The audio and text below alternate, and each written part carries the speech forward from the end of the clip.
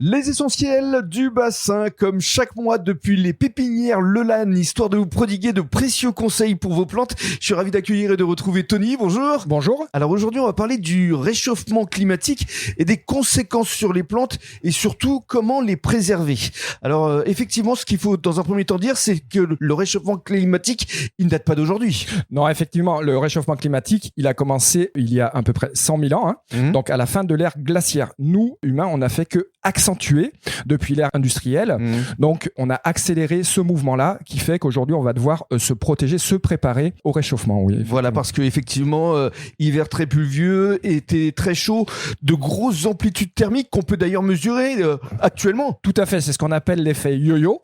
Donc, on peut avoir des journées à plus 25 degrés et des nuits, voire gélives, qui descendent à moins 5 et aussi des grands écarts de température d'une région à l'autre. Par exemple, il peut faire moins 5 à Lille et plus 25 à Cannes. Donc voilà, c'est compliqué. Et alors pour nous ici sur le bassin d'Arcachon, à partir de dimanche justement, il va y avoir de grosses amplitudes. Oui, donc là on passe vraiment sur un temps d'hiver. Donc heureusement pour nous et pour le moral, l'anticyclone va se mettre en place dès dimanche. Par contre, il va nous emmener du froid et donc on aura des petites gelées le matin, mais qui seront bénéfiques pour nos jardins. Oui, et puis en général l'après-midi c'est quand même pas loin de 15 degrés. Donc c'est ça, exactement. C'est plutôt agréable. Alors comment s'y préparer justement d'abord pour la gestion de l'eau? Comment doit-on faire?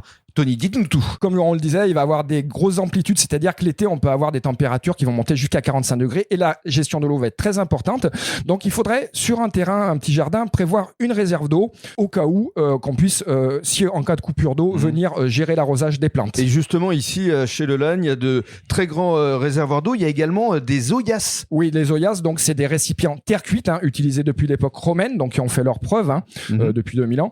Et par capillarité, en fonction de la taille de l'oyas, la plante va prendre ce qu'elle a besoin et donc n'aura pas besoin d'entretien pendant éventuellement une quinzaine de jours. On peut également utiliser le système du paillage. Oui, le paillage va diviser l'arrosage par 2 voire 3 et favoriser une bonne pérennité des plantes au niveau racinaire. Alors maintenant, on va parler de la fraîcheur. Comment mettre de la fraîcheur d'abord sur sa terrasse? Alors sur les terrasses, par exemple, bétonnées souvent, ou bois et en général plein soleil pour les terrasses, on va pas hésiter à mettre des jardinières bois, par exemple. D'ailleurs, en ce moment, actuellement, il y a une super promo là. Voilà, on a des promos sur les jardinières bois entre 40 et 50%. On a un déstockage très important. Profitez-en. Et très intéressant.